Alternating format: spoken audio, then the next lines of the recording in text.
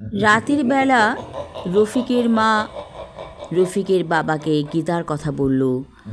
এই কথা শুনে রফিকের বাবা ভীষণ ভয় পেয়ে গেল।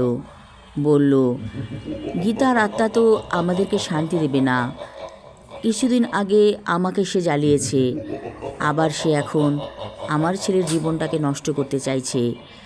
কি করি বলো তো?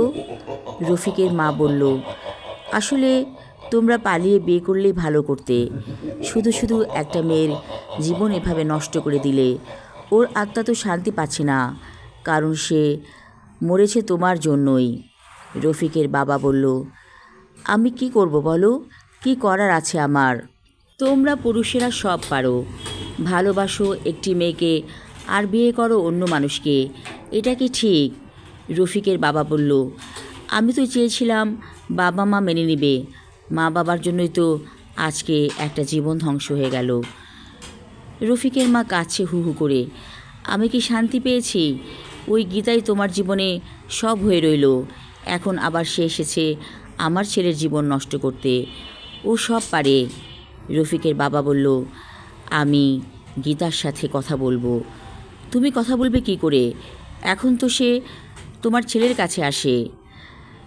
রফিকের বাবা বলল, আমি দেখি কি করা যায়। গভীর রাতে রফিকের বাবা চলে গেল ছাদে। আপন মনে ডাকতে লাগলো, গীতা, গীতা, তুমি এসো। হঠাৎ করে একটি মিষ্টি সুগন্ধে বাতাস ভরে উঠল। রফিকের বাবা বলল, তুমি এসেছো গীতা? গীতা বলল, হ্যাঁ ইরেশ, আমি এসেছি। কি বলতে চাও বলো? রফিকের বাবা অর্থাৎ ইরেশ বলল, আমি চাই তুমি রফিকের জীবন থেকে সরে যাও। গীতা বলল, এটা তো হবে না, আমি রফিকের জীবন নষ্ট করব। ইরেশ বলল, যারা সত্যিকারের প্রেমিকা তারা তো এমন করে না। গীতা, তুমি তো আমাকে ভালোবেসেই মারা গিয়েছো, তুমি তো মরেও অমর হয়ে আছো। তবে কেন তুমি এই ধরনের বাজে কাজ করবে? তুমি আমার হয়েই থাকো। গীতা বলল, তাহলে তুমি যাবে আমার সাথে? আমার সাথে চলো।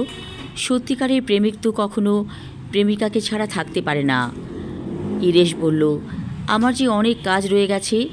রফিককে বিয়ে করাতে হবে, পড়াশোনা শেষ করে ও চাকরি নেবে, তারপর বিয়ে করবে। গীতা বলল, ওদের জীবন ওরা বেছে নেবে, তুমি আমার সাথে চলো, তাহলে আমি আর কোনো দিন তোমাকে ডিস্টার্ব করব না। ইরেশ বলল, কেমন করে আমি তোমার সাথে যাব? গীতা বলল, আমার হাত ধরো। হঠাৎ করে একটি হাত ওকে স্পর্শ করল। তারপর আর কিছু মনে নেই ইরেশের। ইরেশ কি মারা গিয়েছে ছাদ থেকে পড়ে? মনে তো হচ্ছে তাই। শরীর যেন তুলোর মতো নরম। মনে হচ্ছে ও অনেক হালকা হয়ে গেছে। গীতা বলল, সত্যিকারের প্রেমিকা কখনো প্রেমিককে মেরে ফেলতে পারে না। তোমাকে আমি মেরে ফেলিনি, তুমি বেঁচে আছো। তাকিয়ে দেখো তো তুমি কোথায়। ইরেশ চোখ মেলে তাকিয়ে দেখল ওর বেডরুমে ও শুয়ে আছে, কিন্তু ওর স্ত্রী পাশে নেই। গীতা বলল, আমি তোমাকে ছেড়ে দিয়েছি, আমি আর কোনোদিন আসবো না। তোমাকে আমি সত্যিকার ভালোবেসে ছিলাম, তাই তোমাকে না পেয়ে আত্মহত্যা করেছিলাম। ঠিক আছে, তুমি সুখী হও। সত্যিকারের প্রেমিকারা কখনোই এত নিষ্ঠুর হতে পারে না। নিজের জীবন দিয়ে দেয়, কিন্তু প্রেমিকের জীবন রক্ষা করে।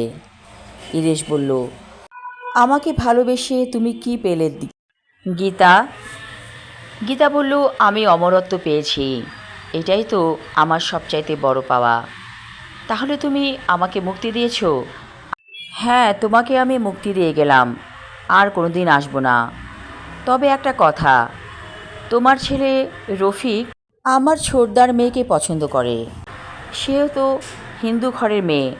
তুমি রফিককে আটকাও, আর যদি আটকাতে না পারো তাহলে ওদেরকে কিছু বলবে না। রফিকের বাবা ইরেশ বলল, আমার ছেলে যদি তোমার ছোটদার মেয়েকে পছন্দ করে আমার কোনো আপত্তি নেই, আমি কিছুই বলবো না। আমি চাই রফিক ওকে পালিয়ে নিয়ে চলে যাক। গীতা বলল, এটা হয়তো হবে, কারণ ওদের ভালোবাসার তীব্রতা অনেক গভীর। ঠিক আছে, আমি তবে যাই, এই বলে চলে গেল গীতা।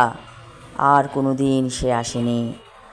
আমি আমার লেখা ছোট গল্প প্রেত পর্ব 3 এবং শেষ পর্ব পড়লাম। আশা রাখছি ভালো লাগবে সবার।